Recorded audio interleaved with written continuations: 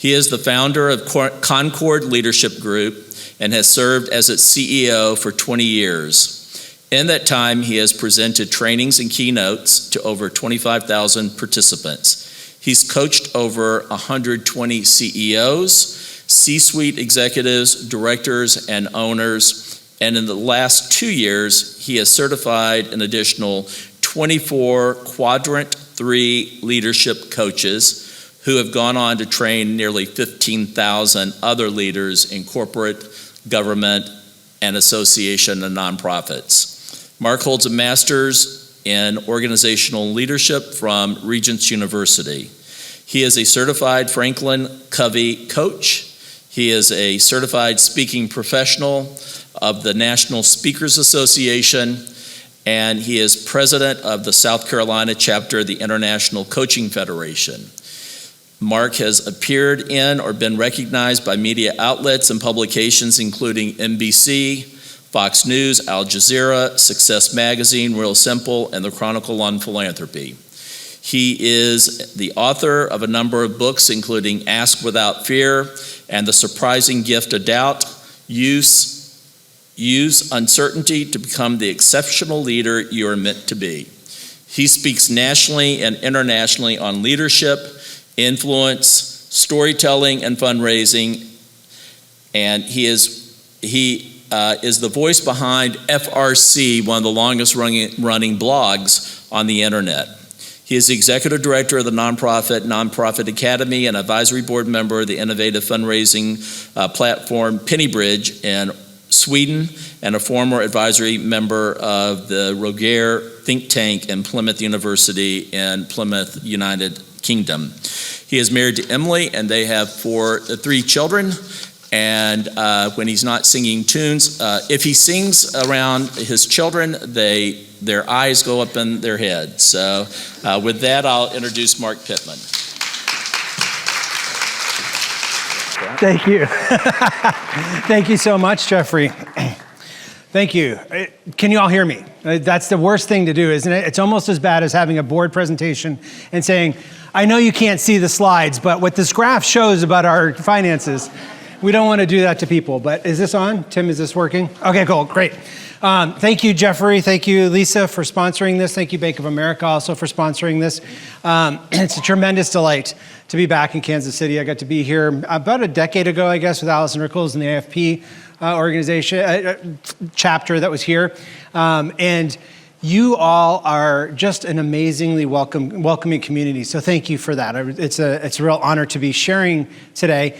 And I was psyched when Jeffrey said, why don't we call this thing Speaking Truth to Power, How to Talk to Billionaires and Other Donors? Because that is something that we don't necessarily do well. Our sector has not been set up necessarily to be the equalizer that we get to be, even though we're having some of the most important conversations in the world and in people's lives. The reason, what we're going to be looking at today is how we can get all the support your organization deserves for you. That usually happens through the conversations we have and through the conversations people around you are having. Either the support comes or we lose the support because of something somebody else said. So we're going to look through the whole life cycle of fundraising and see how do we grow these conversations? How do we gather these conversations? How do we expand them? And when do we say, we're done? You're not our type of people. Did you know it's okay to fire a donor? How many of you have experienced firing a donor before? Okay, a few. And you're raising your hands, thank you. It is a scary feeling, but it's one of the most freeing feelings. So we're gonna look at how do you have the parameters to know this isn't the type of person we want supporting our organization. They may be a good person, they may have other interests, but that's not for us.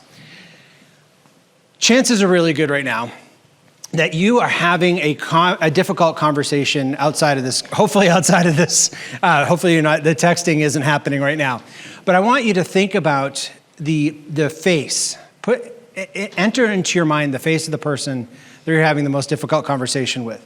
It may be a donor, it may be a boss, it could be a direct report, it could be a family member, it could be a community member.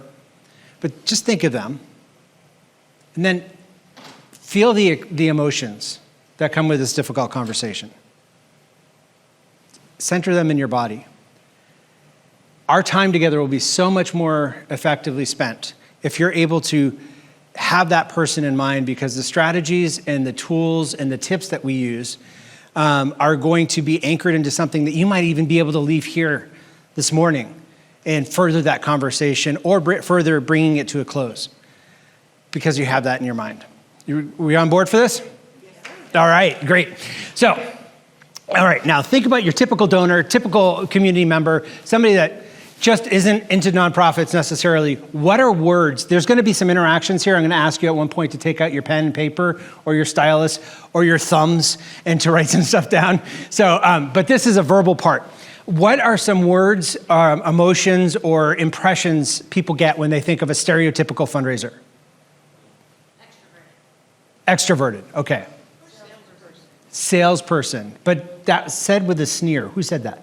Yeah, okay, salesperson, yeah, okay. Pushy. Aggressive. Yeah, aggressive. Confident. Bold. Confident. Say that again. Confident, okay. I didn't hear the C, and I didn't know what confident meant. And I was like, wow, I'm learning Missouri. This is great, I can speak. Okay, I understand that too. Great. What other words? What other feelings? Does it somebody that they want to hang out with? Enthusiastic. Okay, enthusiastic. Passionate. Pushy and passionate are sometimes the same spectrum, isn't it? It's sometimes. Okay, so you've got this. There's a lot of things that could be said about a stereotypical fundraiser. Now think about this yourself. What if you were to talk about a professional fundraiser? What words come to mind now? A good listener. Good listener. Isn't that different than pushy? Strategic. Organized. Ooh, I like that. Polished. Social, polished, but not slick. Is that right? The polished is not that salesperson, but it's, yeah. Jeffrey was right. He said at that meeting in Nashville, I think I'd like to work with you. And it was about 4 years of follow-up with, he was kind to himself when he said that he sometimes responded.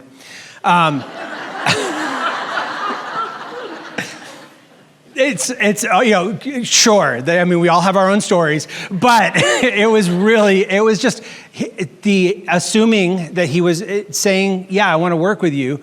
As fundraisers, somebody says, I want to support you, part of our job is to keep that follow-up going. Part of our professionalism is to not write the story for the donor, not make the donor's silence be a no. How dare we make a decision for a donor?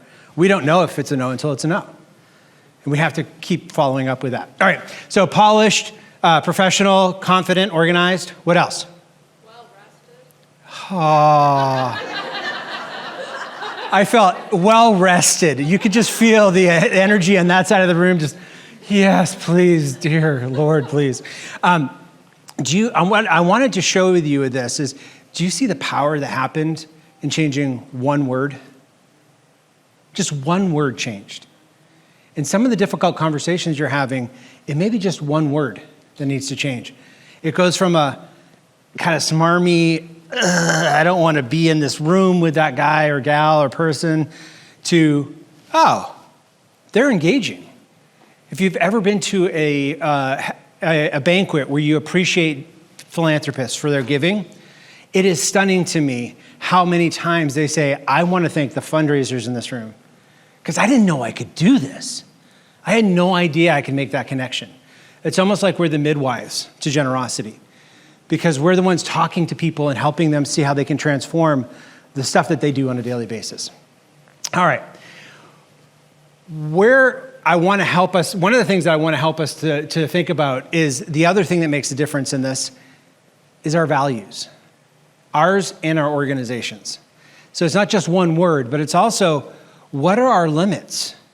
What do we stand for? And what do we stand against? Oftentimes, if our values are, I find this in leadership and in fundraising, that it's like an iceberg. You have the tip of the iceberg that is seen, and then there's the rest of the iceberg under the water. And our values are like that because we navigate our entire lives with these values. We make decisions based on our values. We react to people based on our internal values. And we but we rarely are actually aware of what those values are. I've been doing executive coaching for 20 years, and the number of people that, including myself, before I was asked what my values were, I didn't know what they were either.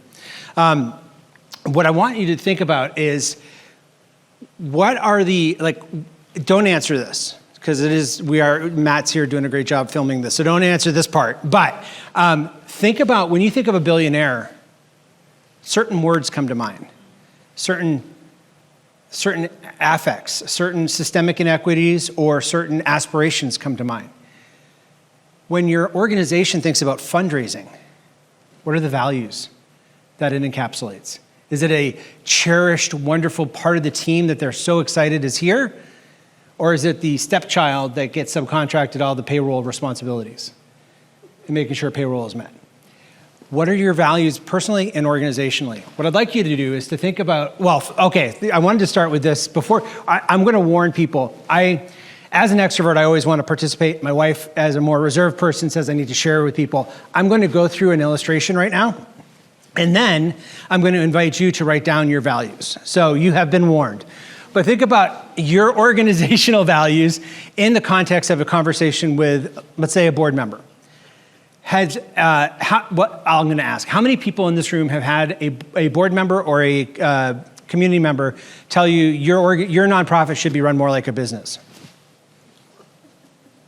All right?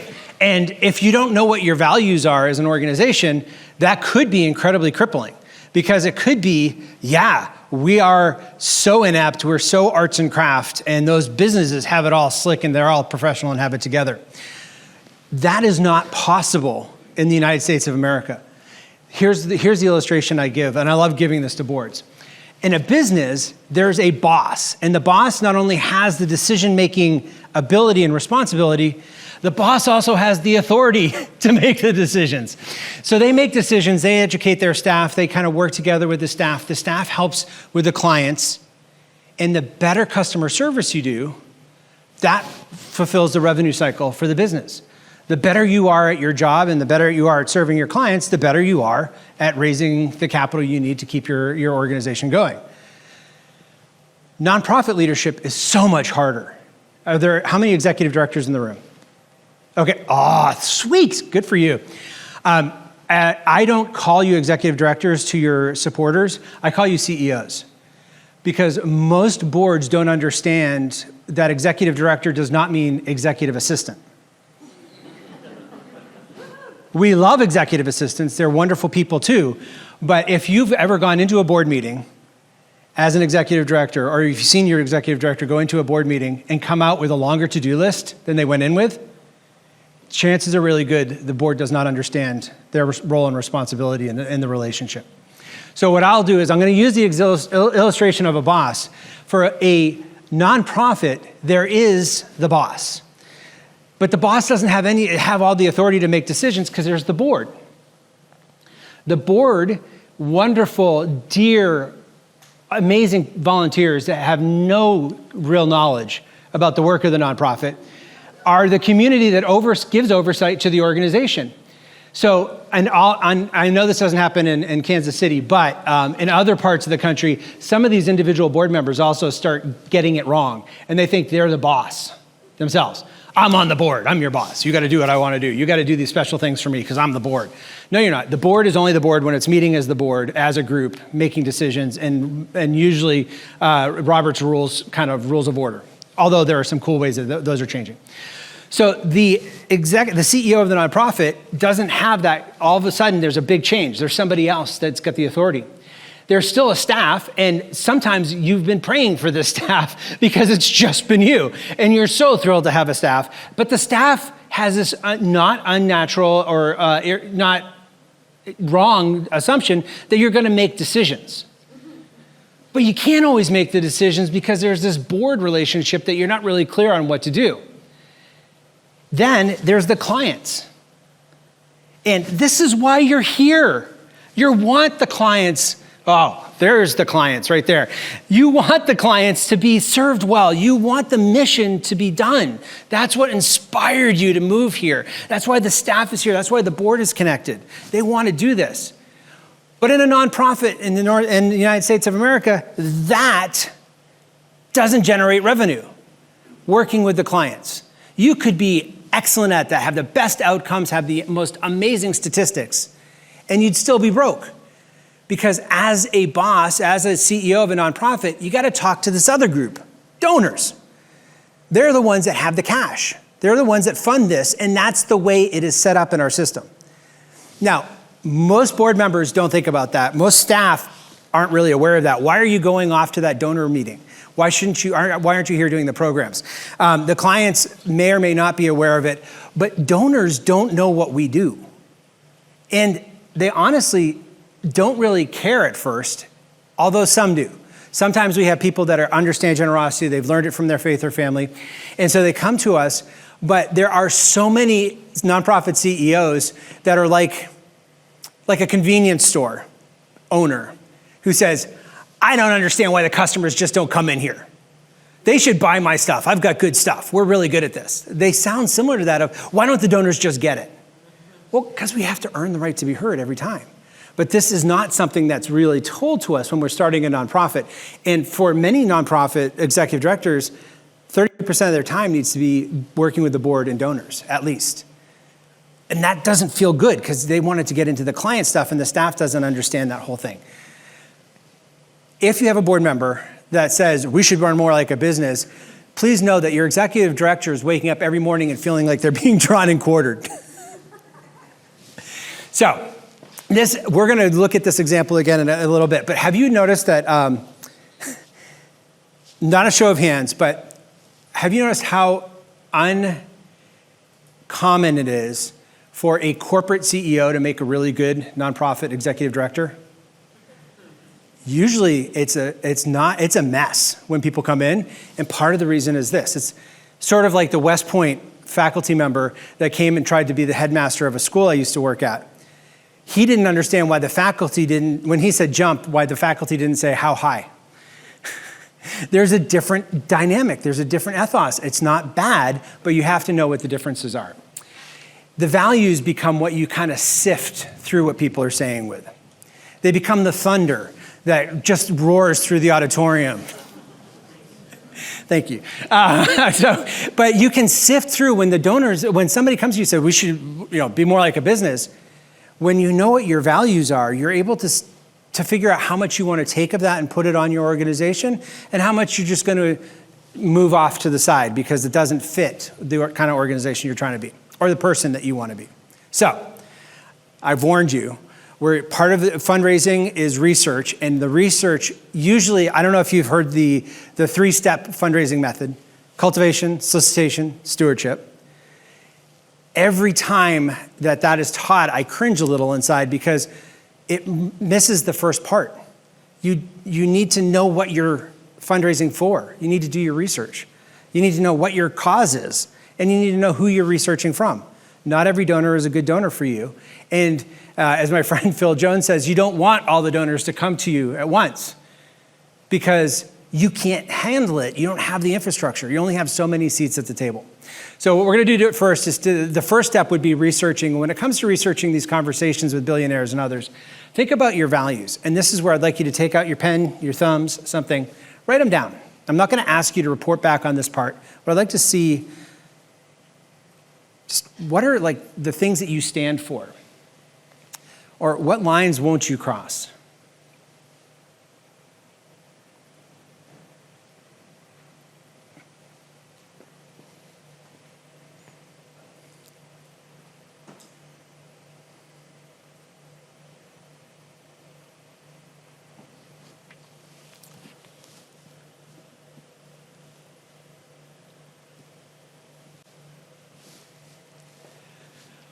I will submit to you as a fundraiser, honesty and integrity, and you'll hear this throughout the rest of the time together. Our time together. Honesty and integrity are they don't have to be part of your personal, I'm not telling you what to put on your list, but honesty and integrity are great values to have as a fundraiser.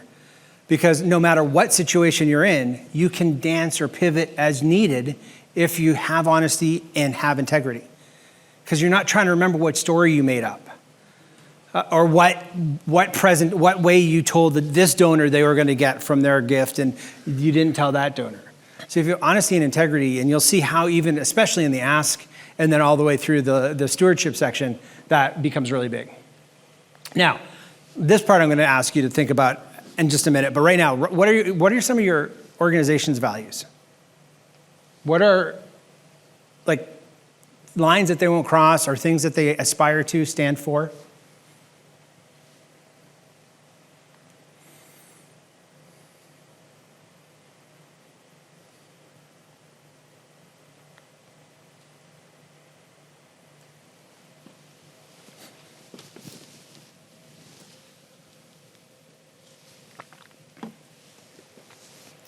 And one way to think about the organization's values is to think, can you put them into a manifesto? Have any of your organizations written a manifesto? I haven't seen this much. I've only seen rare people do this. But at the 2019 Nonprofit Storytelling Conference, Tammy Zonker and Peter Drury invited all the attendees to write their own personal value manifesto for why they live the life they do and why they make the choices they do. So if you get a chance to watch that replay, it's incredibly moving, and it inspired me to create my own company manifesto, just so I know, as I invite more people into this organization, what am I inviting them into? Is it just an ego trip for me, or is there some greater cause that I'm inviting them into? So there's an example at concordleadershipgroup.com/manifesto, if you'd like to go there. The part that catches most of the people that know me well off guard is the start of this manifesto. Because I'm a really happy person. When we moved to Greenville, South Carolina a few years ago, I went and did a scouting trip from Maine to see if this is a place, we called it a sniff test. Could we live here? Could we see ourselves being here? And my three kids, Caleb, Anna, and Reed, all kind of independently went to my wife and said, is Dad making the choice? And she said, well, he's going down to see if this is a place that we could live. Yeah, but do we get a say? And she said, of course, this is how we've run our family. Well, why are you wondering? Well, Dad kind of always likes wherever he is. And we're not really sure we trust him to make a decision like that for us. So what I started on this one, I started with what I stand against. We stand against systems that crush leaders and spit them out, grind them to a pulp and spit them out. And that put off some people because they're like, that doesn't sound like you, Mark. But that provides context for the rest of what we do stand for. We stand for honesty. We stand for compassion and grace. We stand for rest and restoration because we're fighting systemic inequities that are designed to not provide that. So that's where it takes guts to do this. But if you do this for your organization, if you're not an organizational leader, that's okay. Do it for your department. And if you're not even a departmental leader, do it for yourself. This can be a really helpful thing that you go through. Yes, sir. Sir. Can you explain the difference between an organizational mission statement and an organization manifesto? Yeah, so good question. The organizational mission statement versus an organizational manifesto. I would think the number of snores you get from the mission statement. Say that again. The number of snore responses. Mission statements are sort of dry and boring. They tend to not inspire. So if I had to make a binary, the manifesto is something that's there to inspire and galvanize. Now, some mission statements are better at this than others. The other thing with a manifesto that I have found is that the manifesto is actually true. That took a little while to land, but I'm glad it did. Some organizational mission statements are more aspirational than actual. And this happens with your values. There's a great book by Brant Mansour called Black Sheep Values, where he talks about as you're listing your values out, the way to figure out what your core values are is to look, if you can look back and see that you actually have done what you say you value. If you can look at your checkbook, if you can look at your calendar, if you can look at your personal history and you have a story of that. If there's other values on your list that you can't yet tie a story to, Those are aspirational, and those are okay, but they're not core. So that could be something with your organization. You think about that with your organizational values as well. I'd love to know, what are some of the organizational values that came up and that you think that your organization stand for? And this isn't a gotcha session. I'd just like to hear what different ways people express it. Empowerment. Open-mindedness and fairness. Open-mindedness and fairness. Respect. Is it just general respect or, okay. Yep. Passion. Oh, compassion. Thank you. I don't know what it is with that quadrant and the CO words. Confidence, compassion. Gosh, thank you. I saw a hand over here. Love and equity. Love and equity. Inclusion. The chapter that we're a 3-year-old International Coaching Federation chapter in South Carolina, and one of our big values is diversity, inclusion, equity, belonging, and justice. And what we find we talk a lot about is the inclusion and belonging. Do people see themselves here? Are they represented on our website? Are they represented in our programs? And when they show up, do they also feel like they're included? Which becomes really interesting ways to interact, to define the programs we have. This isn't, well, I'll just share this. One of the ones for the organizational leaders in the house, we have an incredible responsibility that we need to take a stand against. The women that are fundraisers in this room have statistically exponentially been harassed by our donors. And our nonprofits have said, that's okay, it's just for the cash, it's an old boys network. Boys will be boys, what do you expect? Doesn't matter that he touched your knee, caressed your thigh, you get the gift, you made goal. We need to take a stand against that. That is not acceptable and it's never right, and we need to have the guts to talk to our donors and say, you can't treat our employees that way.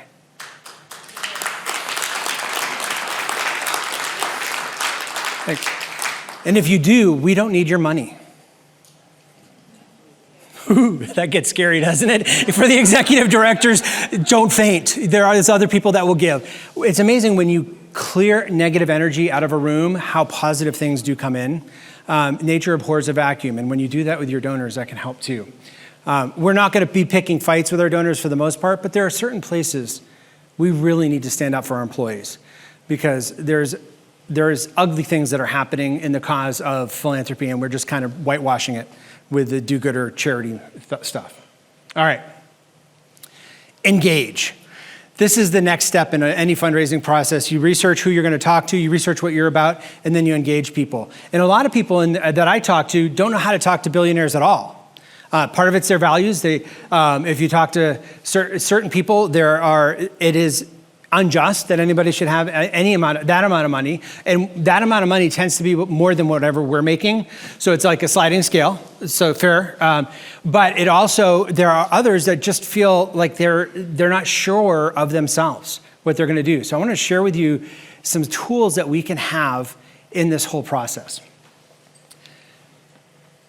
I hear a lot from nonprofit folks, leaders, and board members too, that I'm going to take another aside. This is so fun. You guys bring out really cool insights that I didn't think I was going to share. I want to thank, let's give a round of applause to all the board members in this room. And many of us are board members. Thank you for your service. My friend Simone Joyeux used to say, no board member wakes up in the morning and says, I want to be a terrible board member today. It's on us as nonprofits to do a better job of onboarding and having this courage to speak and bring limits. But board members are great. And if you get a paycheck from a nonprofit, I'd encourage you to be on a board. You need to have some sort of understanding about how your organization's run and how to treat board members more respectfully.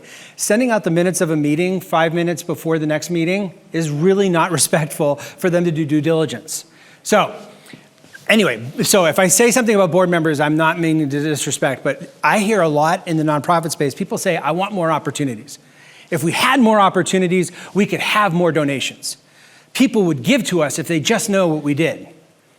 And it comes to that education part. If they just knew who we were, they'd give, which, no, they wouldn't, right? It's like getting a billboard. I used to, for a couple of years, a year ago, it seemed like every organization I went to had supporters that wanted them to get a billboard.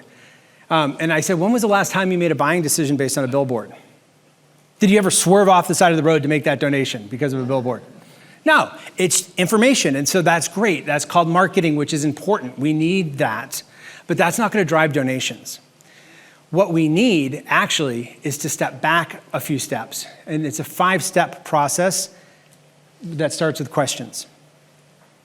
One of the reasons I love this process is we can control the questions that we ask. That's something we have in our control. We can't control the opportunities that come to us. That's where we feel like nobody's responding to us, people don't like us, we're the best kept secret. But we can start being proactive and asking questions. If we ask questions, those could lead to conversations. Those conversations might actually develop into relationships, and some of those relationships might develop into opportunities, whether from the person that you're having the conversation with, or them saying, hey, I just heard this organization is doing something, wants to invest in the stuff that you're doing. Could we talk together, or would you want to go to talk to them? And that could lead to donations. I'm executive coaching this wonderful leader who saw a need to start a school. So she started a school without really thinking about the funding process. She's so good at what she does that she was gifted a building in New York City for her school.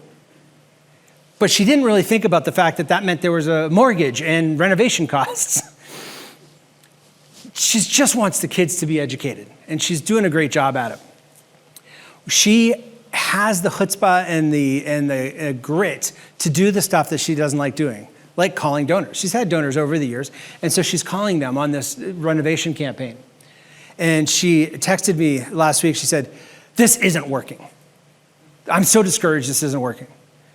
And I said, what do you mean? She said, no one's giving. I said, okay, how many calls did you make? She said 13, which was amazing. For most people that didn't grow up wanting to be fundraisers, to actually make 13 fundraising calls shows incredible endurance. That is really good. Then she said, and nobody's picking up the phone. She wanted to skip from the call all the way down to the opportunity. What we know from the Veritas group is that it takes 6 or 10, for my clients, it's often taking 12 or sometimes 4 years of follow-up to actually just get in touch with somebody. So what I was able to do is contextualize for her, you're actually right on track. You're at least 1/6, maybe 1/10 of the way to actually getting in front of each of those 13 people, because you've reached out to them once. And that redefined the game for her. Hopefully this 5-step process will redefine the game for you guys as well, because we can't control necessarily the donations that come in, although we need to have that. We need to know our stats. We need to know how many visits we're having, asking conversations. All that data is really important. But what we can control is the questions that we ask. Okay, I'm glad I had that there. Sometimes as a verbal extrovert, I just want to like verbal on you for hours. And I used to have a brick wall when I started speaking 25 years ago that was on the slide to show me, stop, Pitman. And this is one of those brick walls. I want to know, just talk to somebody beside you, what are the questions, and share with each other, what are the questions you're asking donors right now?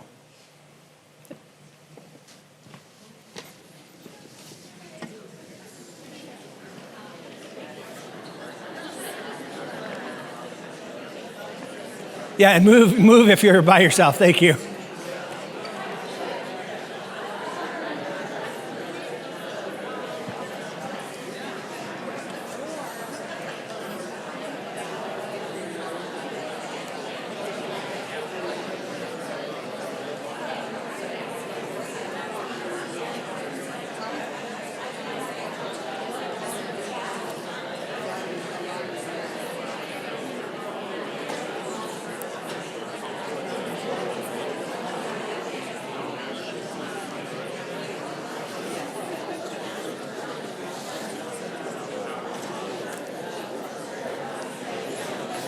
All right.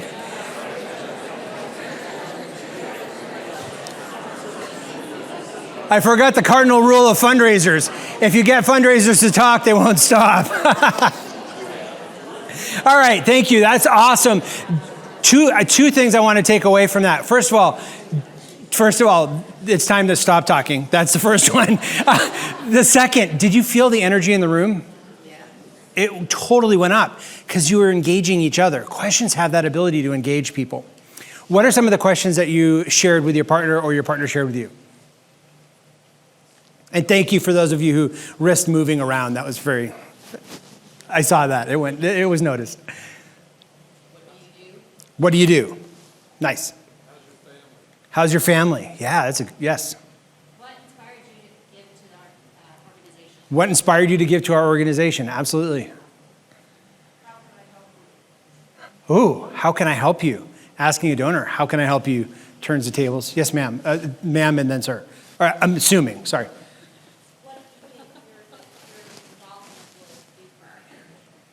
What do you think your involvement What do you think your involvement? will do for our church? What do you think your involvement will do for our church? Nice. Sir. How do our values align? That's great. How do our values align? That is a very fun conversation when you start talking to donors about values, because it becomes less about how much of this is overhead. Have you ever had a donor ask you that? I want to go to the programs, not the overhead. I haven't had the guts to do this, but I'd like to take out my phone the next time that happens and say, when you got your last iPhone or other phone, did you go into the store and say, look, I want the phone, but I don't want to pay the CEO's salary. And I'm not interested in the marketing, but I'm a good person, so it's okay for pay the people that assembled it. That's what I want to pay for the phone. The materials and the assembly? No, that's nuts.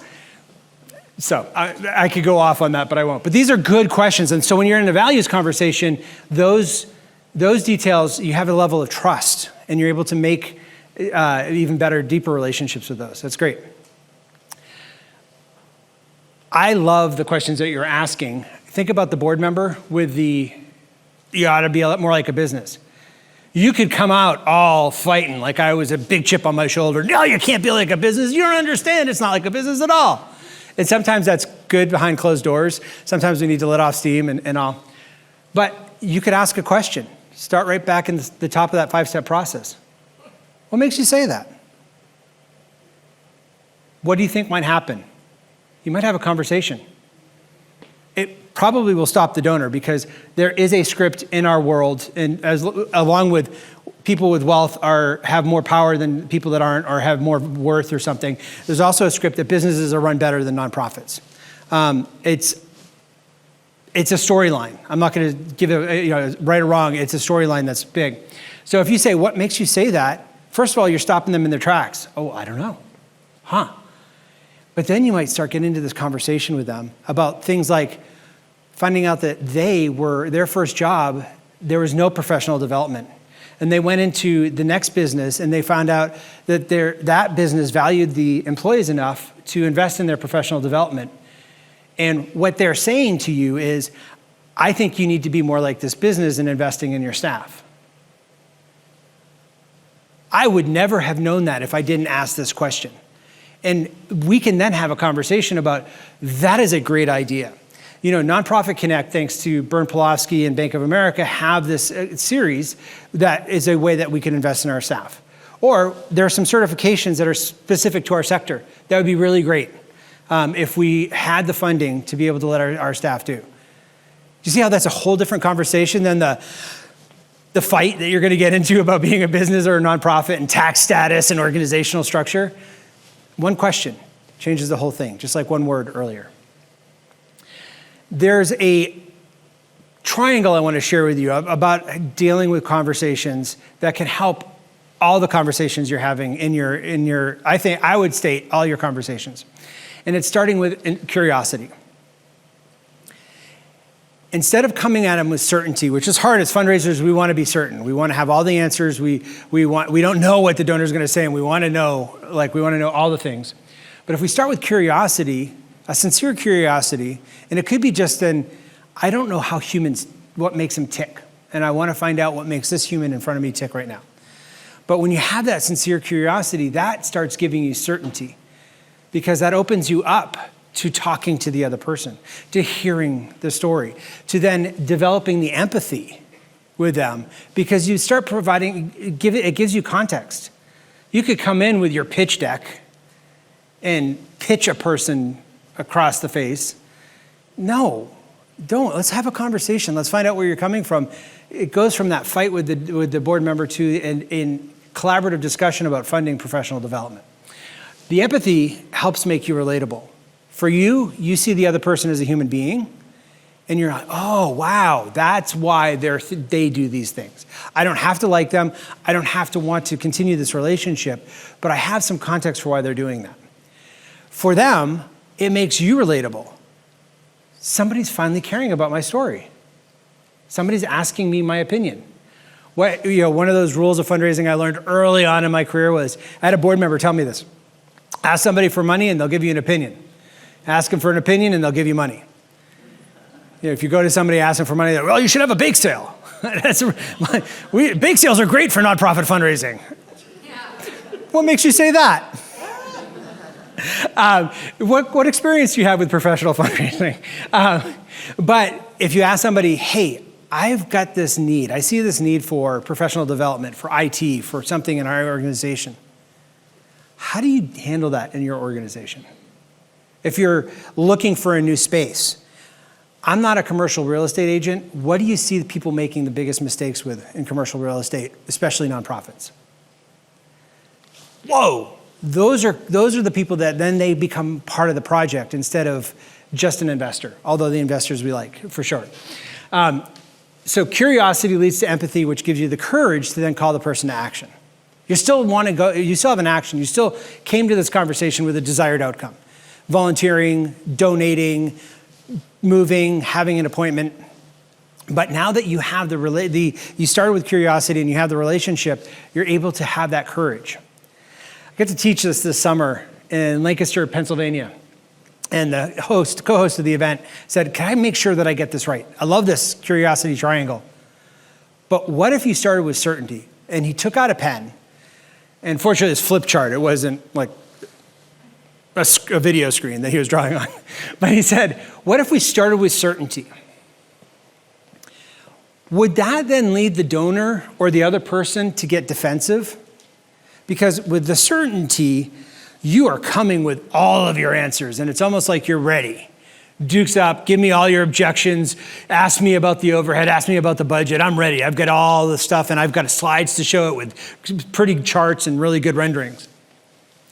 The other person just kind of gets put on a back foot and defensive because they don't even know why. They just feel this energy that you're bringing to the table, and that's what leads to conflict.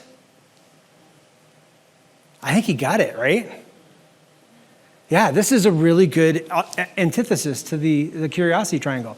When you are coming with certainty, we need to know our stuff. We need to be confident and organized. We need to have professionalism. But we don't have to front with that. We can front with curiosity in the other person. So, as we're thinking about the questions we're asking people, the first thing I'd like to suggest is that you PITS. It's put yourself in their shoes. And there's two ways to do this in the context of these conversations you're having with people. The first is, what questions do you think these people get all the time? Origin story questions are brilliant for most of us. How did you get started in this? One of my favorite things in a buffet line is asking, hey, what do you do when you're not here? We, early on in our marriage, we wanted to have a single family income, wanted to see if we could do that. And I saw immediately that the non-working spouse felt less than when people said, what do you do for work? And there was no answer to the question. So I decided I didn't want to inflict that on anybody else. So I started asking, hey, what do you do when you're not here? Do you know what that opens up? The world. Some people do rock climbing. Some people do paper mache. Some people love talking about their work. Some people love talking about their kids. So that's one of the questions I start doing. But can you think about like the Kaufmans, or if you were to meet Harrison Ford? Hey, how'd you get into acting? Come on. How did you start the foundation? How did you build your family wealth? Oh, for crying out loud. That question's been asked so many times. There have been documentaries done on it. There are probably urban legends about this story.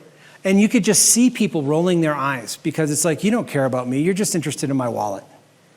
Can we just skip to the end? Because you don't really want to know about me. You would have read this stuff. I had a donor in Midlothian, Virginia. Young whippersnapper, new fundraiser, loving this stuff, loving hearing people's stories. It was a boarding school that I was working for, and we sat down at a restaurant, and I said, so tell me, this guy was in his 80s at that point, had gone to the school in the 30s. How did you start at the Stony Brook School? And I'm not saying what I'm about to say, he said it. So if you get offended by swearing, it's not me saying it, it's him saying it. But he took the menu and he said, when the fuck are you guys gonna get your act together? Excuse me?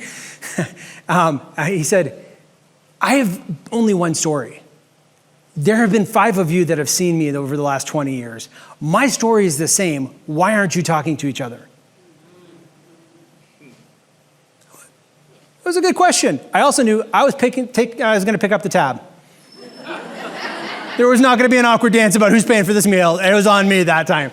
So what are the questions that they're getting all the time? Fortunately, I had done my homework like all of us would have as professionals. And I was able to stay. I wanted to be cheeky and say, well, I know that 3 dogs ago, your dog's name was this. But I thought that would be creepy instead of cheeky. So I just said, well, this is what we do talk and what we have heard, what I had heard others say. But I didn't want to sound like I was, snooping on you. And he toned down a little bit, and he didn't really want to meet with me again after that. That was scary. So don't blow it on your first. You get only one chance to make a first good impression. So think about that. And then what's another way to think of the questions are, what are the questions that you could show that you're interested in another person? I would recommend that you do Google alerts on all your board members. If you Google the word alerts in Google, it'll show you Google alerts first. And you can put their names in there, and then just test to see what parameters you need to put to get that person. But I found more about my board members that makes me more relatable to them because I see about other things that they're involved in, not just my cause. And there may be other stories that you have from some of the people that you want to have get these relationships with. The second thing to think about is some of the questions we ask are way too heavy. And people are afraid they're going to get the answers wrong. How did you start being so generous? I might get the answer wrong. I don't know how to answer that. We even do this. How many of you have downloads on your websites? PDFs that you can download? Tip sheets? No? It's a good lead generation thing. We can do a marketing session at some other point. It can be very helpful. If you do something and you're experts in the field, people will be Googling for the advice that you might be able to give. And if they're finding it on your site, that might be the entrance way for them engaging with your organization. I have that. I have a book called 21 Ways for Board Members to Get Engaged in Their Nonprofits Fundraising. I used to ask, hey, somebody would download it. 2 weeks later, I'd ask, so what parts did you take away? Like what parts stuck out for you? And I thought I was being so generous. I wasn't saying, give me a book report or here's a test on the 21 ways. What was number 20? I wasn't saying that at all. You know what number 1 is though? Make your gift first. It's kind of fun. That's the first way. Pick 2 on out of the 21, pick 2, but number 1 is non-negotiable. So I then started asking, hey, did the download work? See how much easier that is? It's a yes or no question. Now, questions may lead to conversations, which may lead to relationships. Many of those questions go unanswered. I don't know if people think it's an autoresponder or not. It's really me actually sending the email. But there's 2 reasons that I want to know this.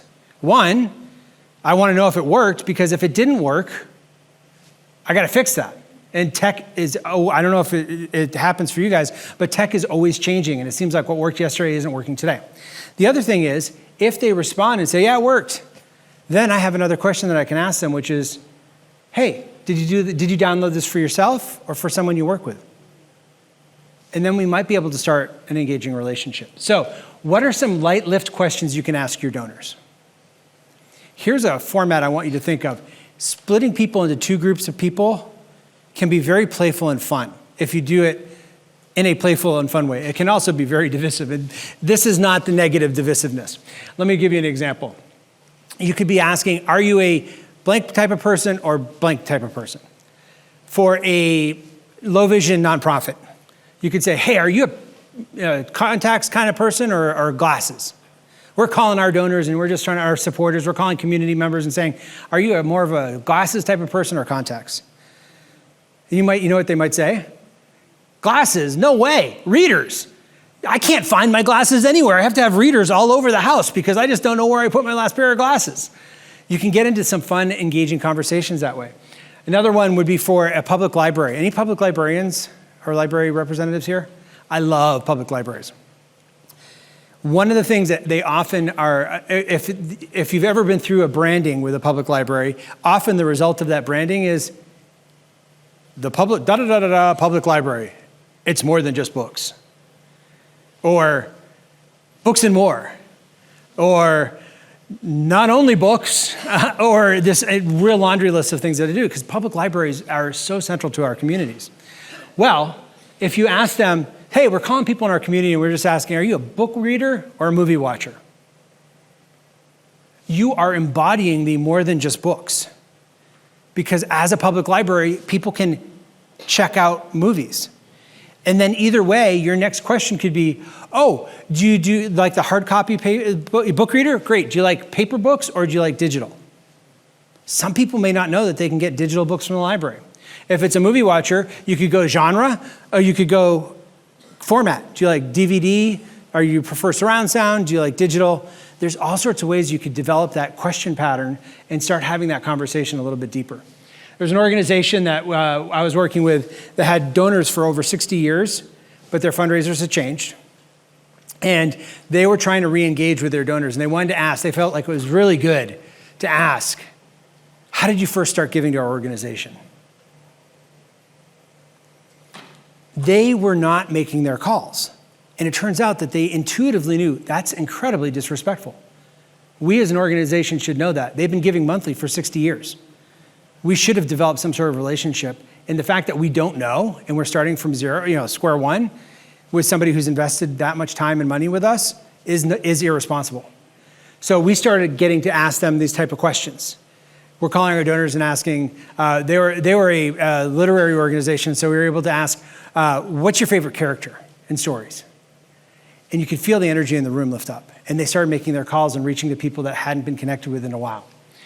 Last one I want to put on here is, if you're an animal nonprofit, dog person or cat person. You will, and already you guys are like, oh yeah, I'm this, I'm that. What's interesting, we have a spay and neuter clinic I get to work with in Birmingham, Alabama. Whenever their social media person puts anything like this on Facebook, thousands of hits. And they're small. They're not, like, I haven't seen anybody have the traction that they have. And people post the pictures. Like, all right, they'll just pick a random day. It's Wednesday. Put all your dog pictures on here. And people will put them. Or spay and neutering. Hey, did you get your pet spayed and neutered at the clinic? Put a picture on here and tell the story. They do. And now they're able to go through and private message, hey, I love the way that you said that about that story. Could we use this on our website?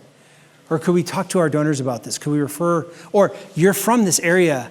How did you find us? Because we're not serving this area in the way we want to. All sorts of other questions that can come from this. All right. Now, also the other way to do this is to show sincere interest in donors. Can you imagine if there were a billionaire that the American Jazz Museum had a billionaire that they wanted to ask? I'm sure they don't, but if they did, can you imagine if they had a billionaire that they wanted to ask money for, and they found out that that billionaire liked vintage automobiles? Instead of saying, hey, how did you get started in the widget business? They might be able to say, hey, can I ask you a question? I guess. With your vintage automobiles, what are you finding to keep the environmental conditions premium and optimum for maintaining those automobiles? Can you see what a difference that takes the conversation with that person? All of a sudden, they're seen as something like that. They want to get geeky with me because I'm investing so much in the different controls and I'm trying all the new tech. And if that person, and if the donor's like, why do you want to know? The museum can say, well, we've got so many artifacts. We've got vinyl, we've got instruments, we've got sheet music, we've got all these different film. And so we're always trying to keep a cutting edge on the best preservation tactics. And oftentimes it's not just museums that have them. So we love talking with other people and just seeing if there's something we could use there. That could very much lead to a giving conversation when it comes to that they need to do some other thing in their space. And I want to remind you that questions can lead to conversations, but they may not. Some people will never respond to you. Some people don't want to know. I asked one person, did the download work? He said yes. It was for a nonprofit leadership report. And I said, did you do it for yourself or for someone else? And he said, for myself. And I said, oh, are you using it in something? I can't remember what my third question was because his next response was, all right, can you just give me the list of questions? Are you working through some sort of decision tree? Because I don't have a lot of time here. So it was really funny. I wasn't as light on my feet as I thought I was in that area. But these questions will keep you top of mind when they're making their giving decisions. Can you imagine that billionaire with the American Jazz Museum thinking when it's time for him or her to make her giving decisions, even if there's no relationship with the Jazz Museum, when they walk into where their automobiles are, they might decide, oh, I should probably give something to them, or I should go to a concert. I should see what's going on. All right, coming to the ask, and I'm aware of the time. We are not going to keep you over, although I could keep going till 5 if you'd like me to. I'd be glad to. This is fun. When it comes to talking truth to power, one thing I find really helpful is transactional analysis by Eric Berne. Has anybody heard of this? I grew up in a weird family where I was assigned transactional analysis textbooks as a kid. My mom was going through family therapy and she'd photocopy her textbooks and we were expected to read them. And we also had books like TA for Tots and Other Princesses and Warm Fuzzies and Cold Pricklies and stuff. What he posited was when we show up at a situation, we show up with the opportunity of 3 different ego states. We can be a parent ego state, an adult ego state, or a child ego state. The other person also shows up that way. There could be a parent, an adult, or a child. The challenge is we can't control how they show up, but we may be able to influence it by being reflective and proactive about how we show up. Every time I pick up a phone to make a call, fundraising or other, I have to get back into my adult space because I've been doing this for decades. So this has been a very helpful tool for me. I'll give you an example. If you're the fundraiser and you're coming from the child state, it's either, please, could we have some crumbs off your table? Please, oh, great wealthy one. Or it could look like the kid at Walmart having a tantrum. I want that. Some of your nonprofit fundraising letters, not yours, the people that aren't here. Some of the nonprofit fundraising letters your donors are getting sound like kids' tantrums. Nobody's giving to us and we're doing great work and nobody knows. I would posit to you, this is not a good place to do fundraising conversations of any kind from, or leadership conversations. If you have some donors that are putting all sorts of strings attached on their fundraising, you have to do this, you have to meet this, you have to jump through these hoops to get to that place, it may be that you've let them slip into a parent state. And you might be responding with all the answers as in a child state. It may not be, but sometimes there are just donors that have egos that need to get scratched and they like taking it out on nonprofit people. And that is a values decision with your organization. Is it worth it? We had one guy in North Dakota for a school found out that every time he went on an East Coast trip, there were 2 people he'd call. One a $25,000 donor, one a $10,000 donor. The $25,000 donor would berate him over 20 minutes on the phone, up one side or the other. Why are you coming to the East Coast? You should be giving the money to the kids. You shouldn't be using the nonprofits' money this way. And the $10,000 donor would do the same. We had A, B, and C categories for our major gift priorities and different ways that we were trying to sort through the list of people. We created a D category, disgruntled donor, for this one. These 2. Because the first round of working with this major gift fundraiser, he said, you know what? I don't need to stand for this. I'm worth more than getting beat up verbally every year by this person. And he was. So he didn't. He went on his East Coast trip, didn't call them. Guess what they didn't do? They didn't give. which is fine. He found the money elsewhere. That was okay. The next year comes around for the trip, and he realized, I think the kids are worth it. 35 grand from 2 phone calls. I don't even have to go anywhere. I don't have to be in person with them. And so he just chose to get into more of an adult state and posture himself and build himself up so that he could take, because he knew that the guy was responding to something in his own life that was out of control or something, and it wasn't really anything personal with the fundraisers themselves. But that was a choice he made based on his values. He stood up for himself, and then he realized, okay, it's worth the cost. So the parent to child thing going the other way. The other thing with fundraisers, though, the ways that we could come is if you're doing parent to child to your donors, this may be when you're shitting on your donors. You should give this way. You shouldn't give that way. You should only give locally to organizations, or you should only give to international organizations. You should give large gifts to a small number of organizations, or you should give small gifts to a lot of organizations. If you're shitting on your donors, I know, it's kind of fun to say. Thank you for laughing.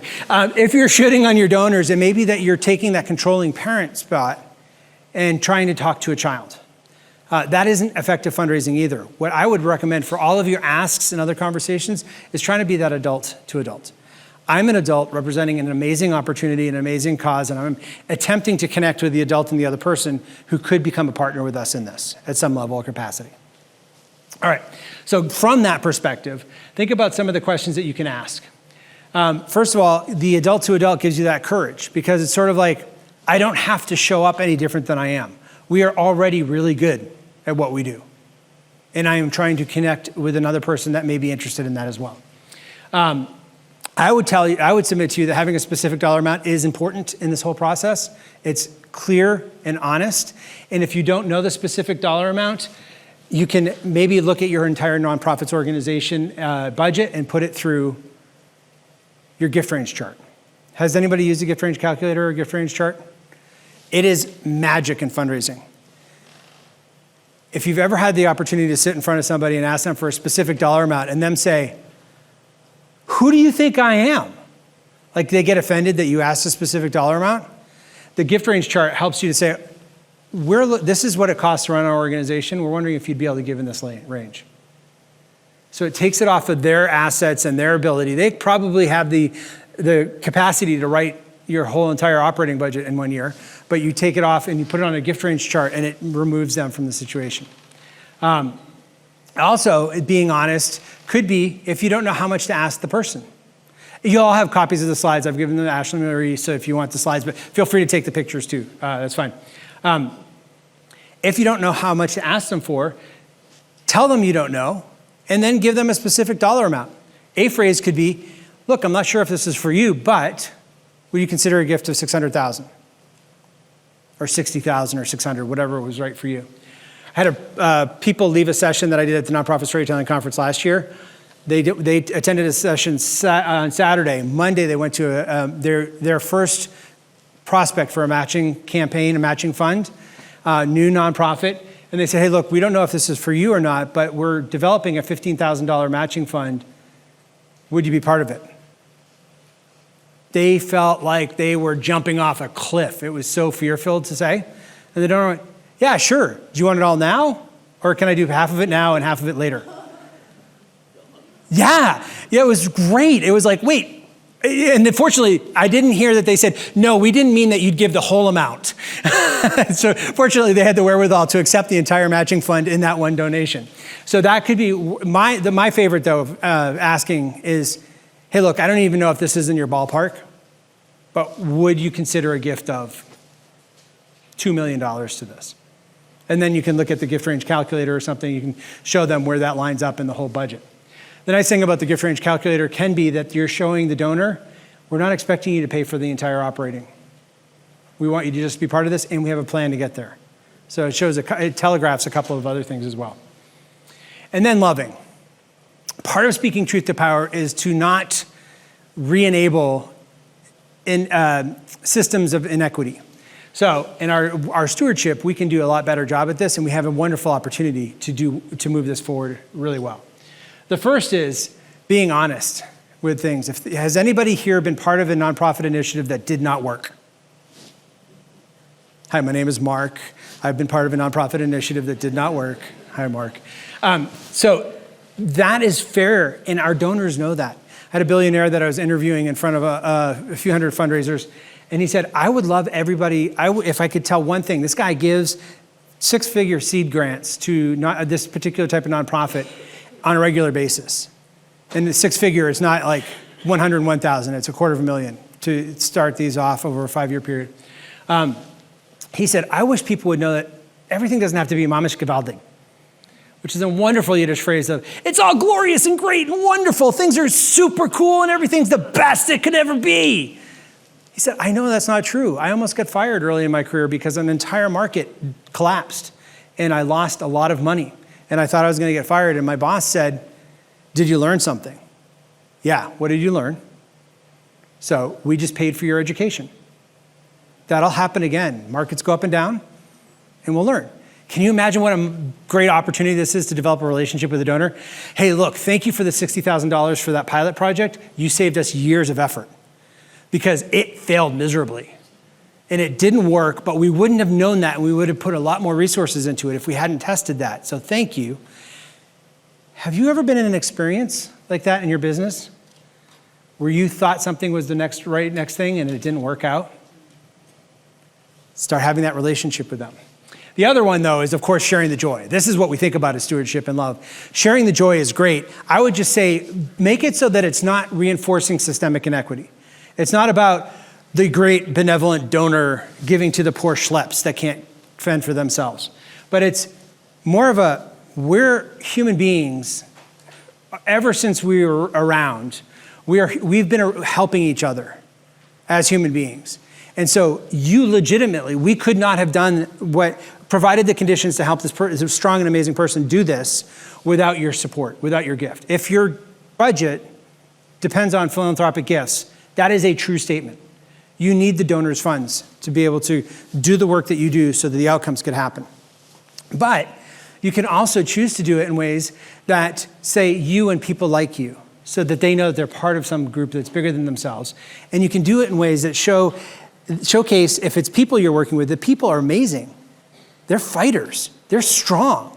And you just held back some of the pressure so that they could actually exhibit their strength and flourish in these wonderful, new, amazing ways. If you're not dealing with people, if you're preserving history and other things, that's different. The donor could have made that impact. And sometimes staff have a problem with this because they know they're doing all the work, and that can be really hard. So having that conversation that involves all of you is really important, and I think will help us to really speak truth to power in a way that doesn't just inflate an ego, but actually contributes to bettering a culture. To end this time, and I know we want to go into questions and answers, and we still got 11 minutes for that. Yeah. I want to share with you what we in the Exactly What to Say Guide community talk about as the 4 cornerstones of conversational excellence. The first cornerstone is that the worst time to think about what you're going to say is in the moment that you're saying it. We've all been there. We're so excited to get the donor to pick up the phone that we don't even know what we're going to say next. Prepare these things in advance, whether it's a donor conversation, a direct report conversation, a conversation with your supervisor or boss, conversation with your family. One of the hardest conversations for fundraisers that travel could be their loved ones when they come back home. Because often we're tired. And I developed a pattern of having an extra night somewhere else because my family didn't deserve to get low energy Marc just because I was at work. So I could be low energy in a hotel room reading a book just as effectively as I could be ignoring my family at home. So there are certain things that we can do to make it so that you're situationally in the right space and making that planning. Second one is curiosity is a fuel for great conversations. You've heard that all throughout today. Curiosity gives you so much wiggle room and so much space to not have to have all the answers. The other thing, though, is that answers aren't the guide to the. If you have all the answers, you're not controlling the conversation. The third cornerstone is the person that's asking the questions is controlling the conversation. So if you're in a conversation, particularly with a donor who keeps asking you questions, that could be a red flag to you of, oh, I need to ask them a question. I need to reassert my adult-to-adult relationship here because there's some sort of inequity happening. I don't know what it is, but I'm going to ask them a good question. And then the last one is that people do things for their own reasons, not for yours. Leaders forget this all the time because we are so consumed with our organization that we think everybody else will be as well. But think about your direct reports. If you had the courage to ask your direct report, where do you want to be in the next 3 to 5 years? And knowing that it's not going to be with you, then you can contextualize all the different tasks at that particular job, that role that adult accepted as the job that they were going to do. You could put it in the greater context of, you'll be so much better at this as you do this. This will help you in that. And then your employees might show up with more of themselves because they realize this isn't a way station on my way to my further dream, but this is a stepping stone. This is a place for me. All right. Thank you very much. What I want you to do is to help Nonprofit Connect and the sponsors out is by pulling out your phones, taking a picture of the QR code, and answering just a couple of questions about how was this helpful for you today. You'll get a values inventory as well. It's a PDF that's right there that you can download on your phone. I'll email it to you as well. The values inventory helps you to figure out what are your top 10 values and what are your top 10 organizational values, because one whole page of it is just possible values that you can respond to, rather than having to come up with them on your own. And with that, I'm ready for questions and answers or anything else. Thank you everyone for having me here.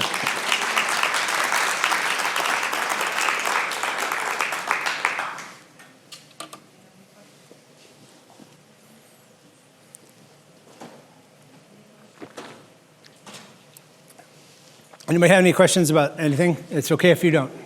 Okay, here's a question, enthusiastically, I'm assuming.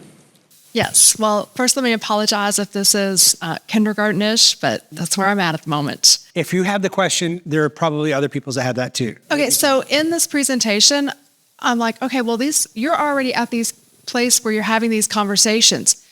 Where are you finding the people to have the conversations? How do you get past the letters or all the gatekeepers to get to that person? Excellent question. How do you get past the gatekeepers? It sounds like this presentation was presuming you're already at the table. I don't presume that. One of the things that I have found to be incredibly powerful in getting through to people and getting through gatekeepers is doing surveys.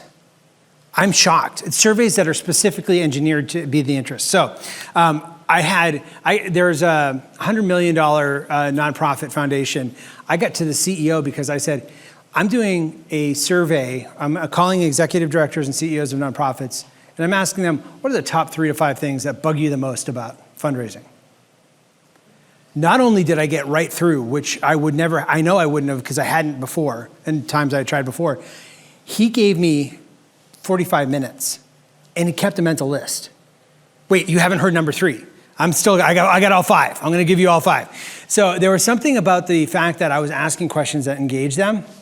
And that's where some of those questions, the questions that we talked about in the engaged step, could be cold calls. We're calling state legislatures in the state and asking, are you a book reader or a movie person? So cold calling is a thing that I think, I don't have any statistical evidence of this, but I know when I'm doing cold calls, people from out of the blue drop into my system, donors that are ready to give or clients that are ready to buy. When I'm not doing cold calls, the people that are ready don't show up. So I have learned that I want to always be outreaching to people that don't know me and are not in my database. If you have a database though, odds are really good you're not using it. And there's a lot of people that you have contact information for. The other thing is you could there's all sorts of creative ways that you could try that, but that's where I would start is cold calling and just figuring out what's the most creative way. Ask your board. Hey, we want to get in touch with this person. Ask your supporters. Ask your colleagues. You've got 100 people here. How do we get in touch with this person? This is something we're interested in. So that's not at all kindergarten. That's very good.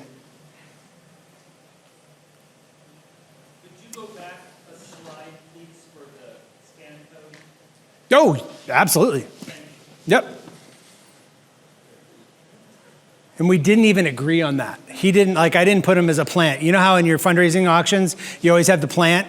Do we have a $50,000 give a need? Yes, right here. Oh, what a surprise. That was actually real. Great, and there's one back there too, yeah. I have a question that if you are taking over the position of,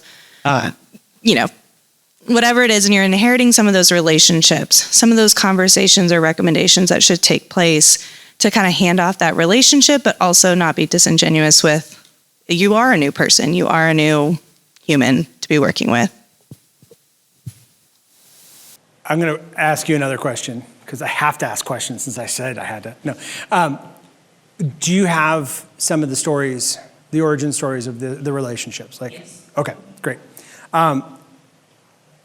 There's a couple, so one of the things to remember is their relationship with you is not the same as their relationship with the organization. I had one new executive director that would not make an ask on the first date because I didn't get to know them, and I want them to know that I respect them as an individual. In this particular nonprofit, people have been giving and growing their own gift on their own for 2 decades prior to this head getting there. And he was putting a kibosh on their fundraising because it's hard enough to get 1 appointment versus 2. And it was so narcissistic. It sounded so sanctimonious and I honor these people. No, you don't. You're just a narcissist. You think that the relationship starts with you because you haven't met them yet. They feel fine with the relationship with the organization and they're glad that you're running it now, but they're already pretty established. So part of it, I would say, is rest in the sense that you are representing an organization they already love. And then and I see you're taking notes. Is that helpful? You really can start there. And as I would stay in that play space of, I'm hearing this from other donors. Was this your experience too? Being able to get that kind of testimonial and third party helps. I would recommend for all of you that if you do nothing else but leave here and ask questions, ask donors why they give. But don't ask it in the certain way of why do you give to us? Don't do it to raise red flags, but ask them so that you can say, it seems like you keep giving to this program, and this is what I think I know, but why? And move beyond because you're so good at it, or because it makes people feel good, or because it's so important to our country or our region. Get 3 or 4 whys and get more reps in. The more reps you do with these questions, the more natural it becomes. But then you start digging down to the values that they have. And all of your communications can start becoming the values of your donors that overlap with the organizational values. And it becomes so much easier to write all your marketing material because you're not looking for everybody. You're looking for people that have these particular set of values for the most part. We have a question down here and up there, or down here? We have time for one more, I was told. All right. Matt, were you asking? No, you were just getting your glasses. Okay, good. No, this is right here in the front row. So I'm wondering your thoughts on the amount of time that, as a nonprofit, that CEO of the nonprofit here, what amount of time should I be spending on fee for services? Because so many organizations that are donors want to know, what money do you already have, or how are you bringing in income? So I'm so glad you're asking this because it was part of what I thought I was going to share. So have you ever had a donor ask you, so what's your sustainability plan? I mean, you're asking me for money now, but what's your sustainability plan? As a nonprofit, asking donors on an annual basis is our sustainability plan. It's called philanthropy, and that's how we fund nonprofit organizations. So I would submit for you, first of all, be bold about it. Generous people in our community are part of our sustainability plan, and that is actually a really strong and good thing. For you specifically, without knowing the details, I would look at maybe percentage of revenue that it is and percentage that it needs to be. There are some organizations that have a fee-for-service model. And also look for it, what are your values? Is this distracting you from doing the other thing? Is something over here more important? Then this is a distraction. And be willing to have that. Samuel Bellamy is a fundraiser out in Charleston who talked about this as one of the 5 fundraising streams is having a fee for service, but there's a return on investment sometimes that isn't worth it. Sort of like, and I'll end on this, sort of like the return on investment on a lot of our fundraising events. Whoa, he went there. If you factor your staff time into the fundraising expenses, we're often not breaking even. So maybe that's a good conversation to have. And sometimes we have to have them because the board members like them, or because the community feels engaged, or the media will show up because it's an event. I understand that. But there's different factors that we can look at to see, is this really worth our time? Is it distracting us from our mission, or is it helping us further that? Thank you, everyone. This has been great. Ashley Marie, off to you. Thank you so much, Mark. You're welcome.